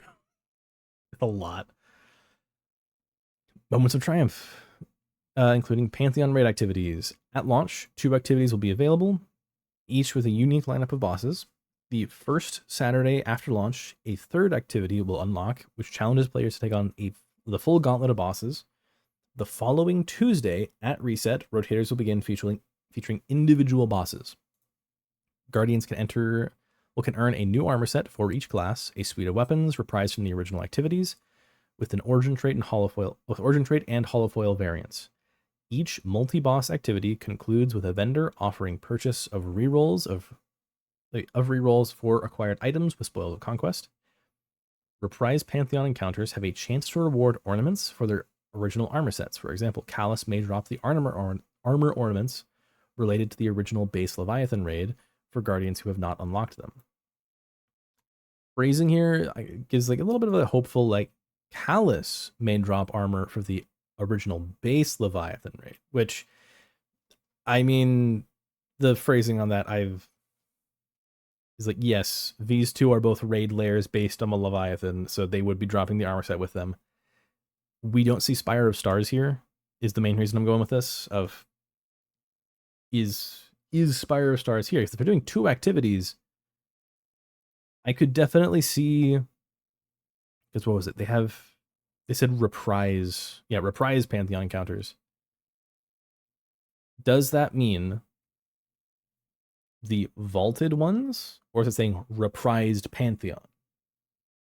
So I don't know if this like second one, the 2 activities available, probably won't have the original Pantheon available, but theoretically, then again, this makes reprise Pantheon getting the original armor sets doesn't make sense, because unless I'm forgetting something, the original Pantheon, all those raids were still in the game. Anyways, completing a new set of triumphs rewards emblems, exotic cosmetic items, and a title. So there's a new title, not the original one. All activities offer a new adventure difficulty aimed at players looking for a lower stakes opportunity to learn, teach, and practice for success. This lifts the power cap, allows infinite revives, adds slack timing for the requirements of some mechanics, with the trade-off of a limited pool of lower tier rewards. So it's explore mode from Rite of the Nine, but for a Pantheon. Feats. This is the thing I'm a little disappointed in.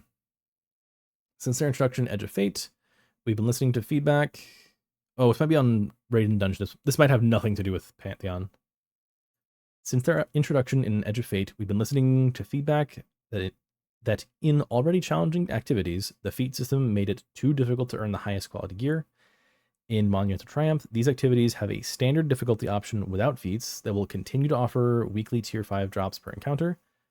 Feats are still accessible in a new custom difficulty mode, where we have overhauled the quantity and quality of rewards granted by completing encounters with feats active. The additional drops and tier upgrades are per encounter and guaranteed. In addition, we're increasing the base reward of some feats to better represent their degree of challenge. Table below shows the total gear rewards for each feat grade. So you need 2 points to get tier 5s, but it's better with 3 or 5. So 3 would be doing just shock troopers, 5 would be either cutthroat combatants and a limit, or challenge and shock troopers, or being insane and putting everything on. The Raid and Dungeon rewards, here they're getting into like Techion's Regalia. This is the Season of Defiance armor set. We are getting this as a replacement because Shattered Throne does not have its own armor set. It shares the armor set with the destination. So we're getting the Techion's Regalia armor set as the filler. Now, they also detail, where is it? New tiered raid armor will no longer drop with a slot for activity-specific mods. However, once acquired, those legacy armor pieces can now be purchased from Hawthorne with spoils. So here, this is kind of the odd example to give, because I believe this is the like Transcendence Curse, where like makes you like take more damage in the Dreaming City. I believe it is there just for the triumph of, I think it was complete. It's complete Shattered Throne with a full set of unpurified armor, I think. Which I don't know how this is gonna stack there. But the set bonus, 2-piece Queen's Foil Rush. Gain a powerful overshield while performing your finisher. When you finish a target, release a slowing burst around you.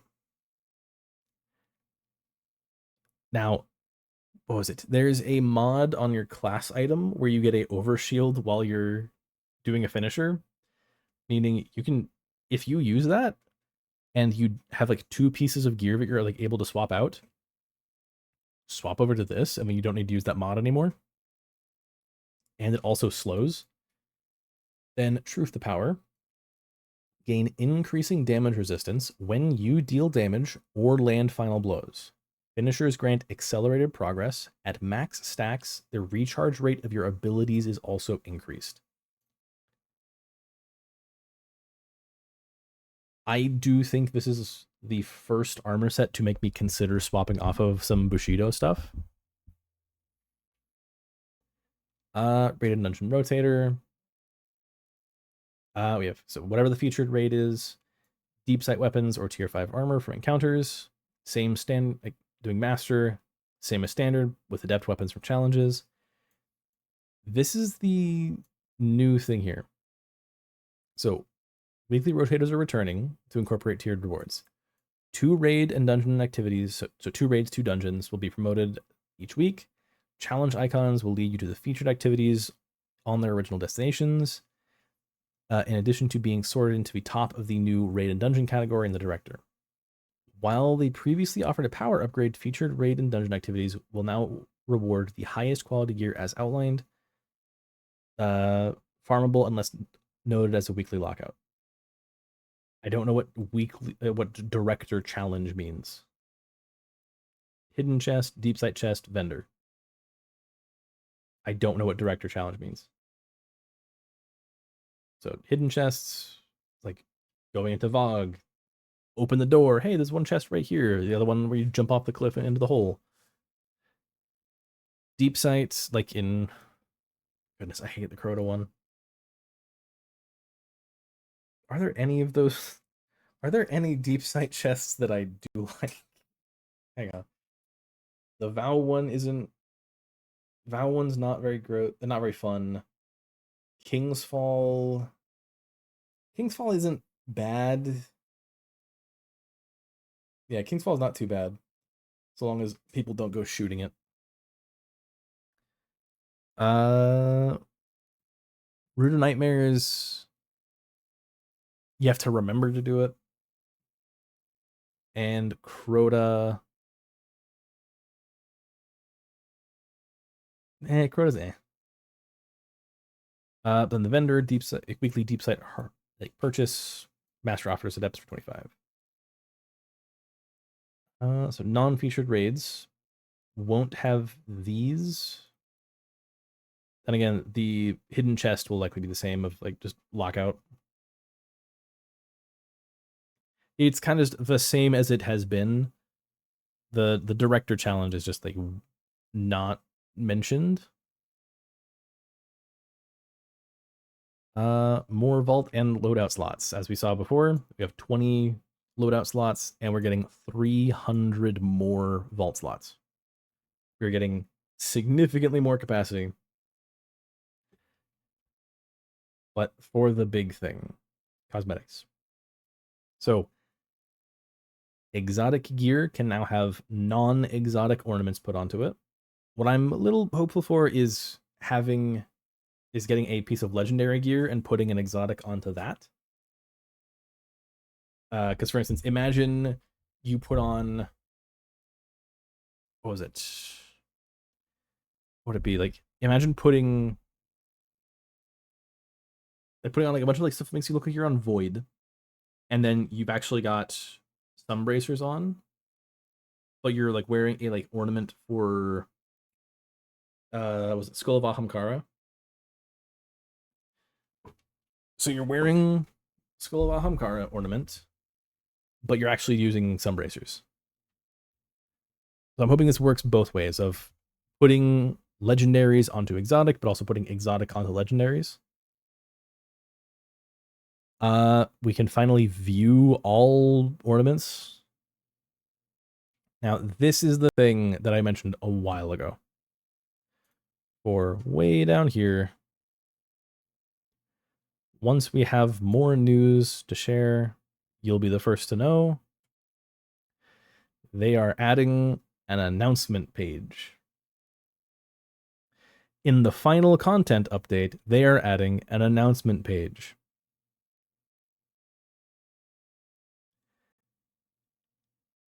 I don't know why. Like, my best guess is they will try to give us updates. But if this turns into a hey, play marathon page, no. Now, bright engrams, this is the actually good part. So if, like, first off, if you have old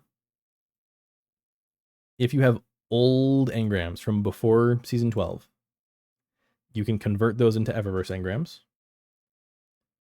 But you can either open engrams for free, where it's just open bright engram with no bright dust, and you just get standard one. Like, then you get whatever. It's not focused. You can pick, they have different costs. We don't know which, but there's standard. So 1 engram and 300 dust. You get legendary accessories, so ghosts, ships, vehicles, as well as shaders, and legendary flare, so holo chips, ghost holograms, transmat effects. For 600, you get exotic accessories, so that's ghost, ships, vehicles, along with skimmers, or legendary emotes, both single and multiplayer, or legendary finishers. For 900 bright dust, exotic weapon ornaments, legendary and exotic armor ornaments, and exotic emotes for single and multiplayer. So you're able to pick out what you want, and there is a like dupe protection. Like, you will not get duplicates. Actually, what they show down here, where these are all grayed out. Actually, no, I think they say that they will flat out just remove, like, they'll stop showing up. Where was it? While several focused engrams have more items than we can show, seriously, there's a lot of items. They will not drop duplicates, and their contents are finite. This means they will gradually deplete as their contents are acquired. As an engram depletes, its preview will update, and eventually all remaining items will be visible in the preview at once. When a focused engram has been completely emptied, its preview will be empty and additional purchases will be blocked, as there's nothing left to earn.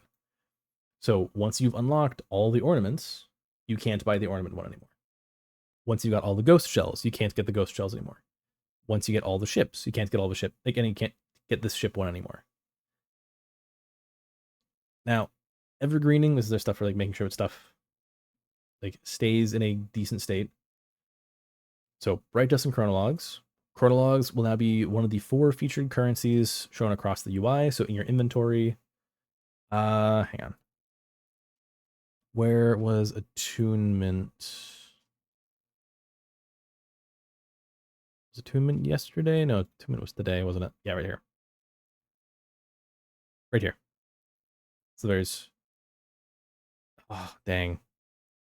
I was hoping enhancement cores would go up there too. So it's Glimmer, Chronologues, Silver, and Bright Dust is probably just off the screen. But yeah, Chronologues will be one of the 4 featured currencies shown across UI, listed under Glimmer and before Silver. They will no longer take up a spot in your inventory. Bright Dust and Chronologues will shift their focus to be predominantly earned through the seasonal hub, with weekly earnable amounts going up as the hub absorbs other sources. Rewards Pass. In addition to shifting to the hub, Bright Dust and Chronologues will be available in the Triumphant Rewards Pass. In part to compensate for the long delay, all Bright Dust on the reward track is, like, all the Bright Dust is on the free track. So it's all the Bright Dust in there is on the top. Score, like the score boost, the awful thing that made it so that doing match-made stuff was terrible. Score boost has been replaced with an additional set of XP boosts with up to plus 15 personal and fireteam XP available. The 5 stages of XP boost will be automatically unlocked based on progress earned on the Lawless Rewards Pass. That does confuse me a bit. Does that mean that since I'm past rank 100, I'll just automatically have them? The Triumphant Rewards Pass has received an additional cosmetic reward, including 2 additional armor ornament sets, 6 shaders, 2 accessory sets, so ship, sparrow, ghost shell, 2 emotes, a finisher, a holo chip, a ghost hologram, and a skimmer. The Monument to Seasons Past, Ashen Iron, and Lawless Rewards passes have been added to the Monument to Seasons Past because it will be added to the season. They will be added to the monument. Separate sentence. Because the Triumphant Pass will never go away, it will not go into there. Seasonal armor bundles for the Year of the Final Shape have been added to the relevant sections, so the relevant seasons in the Monument of Seasons Past, allowing Guardians to acquire samples of these armors to unlock them as ornaments. Oh boy, that means that some new warlocks can get a helmet just as dumb as this one.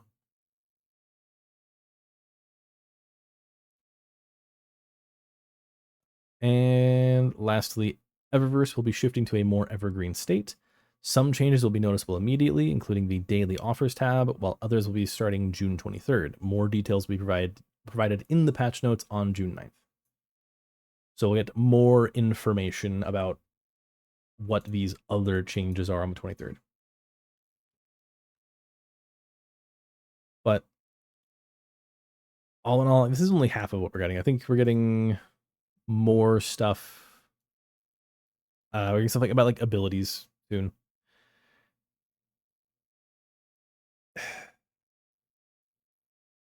But this is unfortunately the end. The game, like, it's gotten its last update. Or not gotten, it's going to get its final update. I want, like first off, I want everybody to log in on June 9th. Everybody to play all summer. Like, just to highlight the Sony, hey, you should not have shut down our game. Because, like I was saying before here, with Destiny Marathon, Destiny is better than Marathon. And that is not to say anything of like the developers that made Marathon did good work. They have fans. They got people who enjoy their game. However, they made a game that is very niche. They have made a game that is so niche and there is so much writing on it that it is just not going to work out. People have said it of selling your car to buy gas, of destroying the thing that makes you the most money to make something that is already failing. The game is almost 3 months old. And let me get SteamDB pulled up.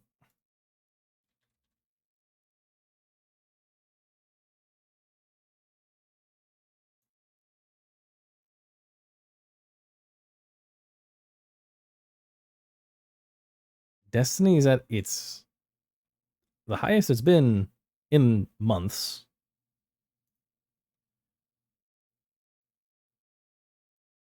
We're at the highest we've been in months. And Marathon is just continually collapsing. In what? A week? Yeah, I think in like a week, we're gonna get like Marathon Season 2. It's not gonna go back up that much.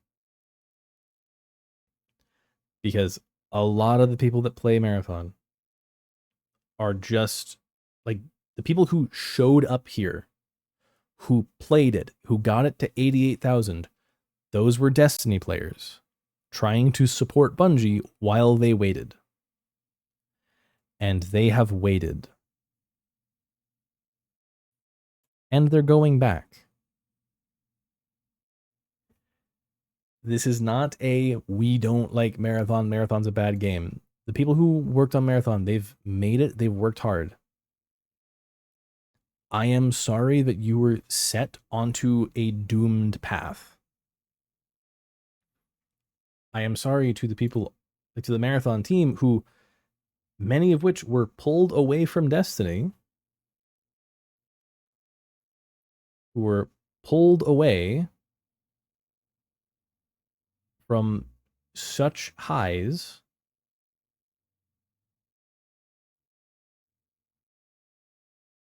Like, they were pulled away from. Dang, is that okay? They were pulled away from big hits to this. Because I know it sucks watching this game that you just made dying immediately. And it's Marathon is not Concord 3. That's what I want to be clear on. Marathon is not Concord 3. It is its own thing. It is its own type of tragedy. Concord was just Sony trying to break into this space and doing it very, very poorly and investing way too much money into it. Marathon is trying to break in, is again Sony trying to break into this space. They are like, it's like not doing it poorly. It's Sony massively investing in a game that is niche. You cannot say, yes, I'm going to make a game where there's 8,000 players looking to play it and expect a massive success. You just can't. You can't go and say, hey, I'm going to get a 30-year-old IP. I'm going to make a very niche. I'm going to make a version of it that is a niche genre that not a lot of people like. You're just going to get tinier and tinier and tinier subsections of all available players. And not a lot of them are going to stick around. If I pull up its actual competition,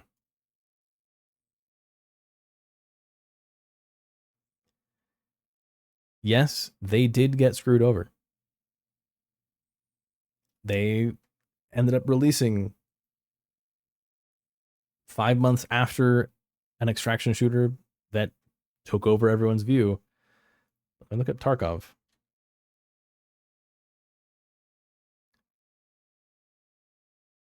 Even Tarkov is still doing better than them, which I think. Has Tarkov been in early access for that long? Or was it just not on Steam yet? It's.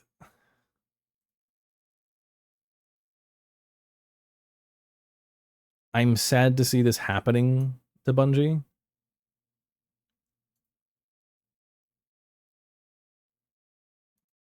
But I don't think I can quite say that I'm surprised.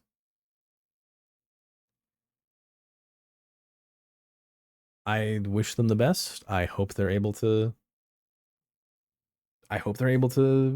convince Sony to like pull their head out of the sand and actually listen to people. Because this is what talks. You can't bury your head in the sand and try to ignore that there's no one playing it. Because, yeah, Destiny was in a rough spot for a while. But people kept coming back. They kept coming back.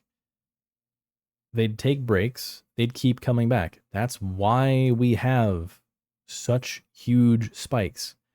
That's why when it released on Steam, it hit almost 300,000 players.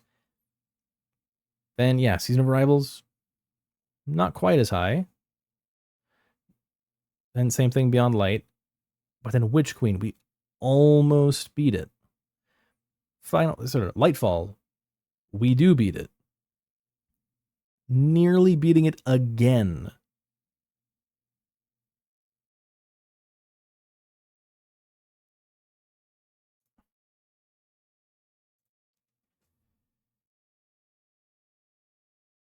I hope that Marathon is able to keep going for its fans. They just need to acknowledge that Marathon is not the big game. It's not the big hit that Sony thinks that it ought to be. Because also, I forget if it was Lightfall or if it was Final Shape,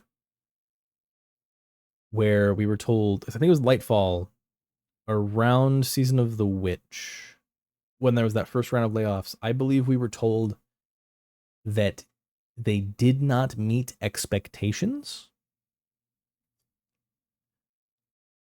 A game beating its previous records doesn't meet expectations?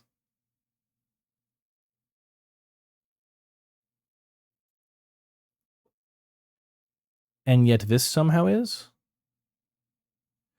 Because I can understand if Sony's ego is just like really hurt and they don't want to have another game that they invested a lot into flop.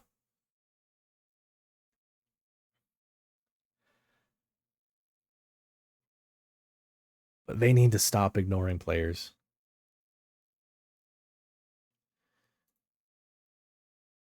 Have a good one.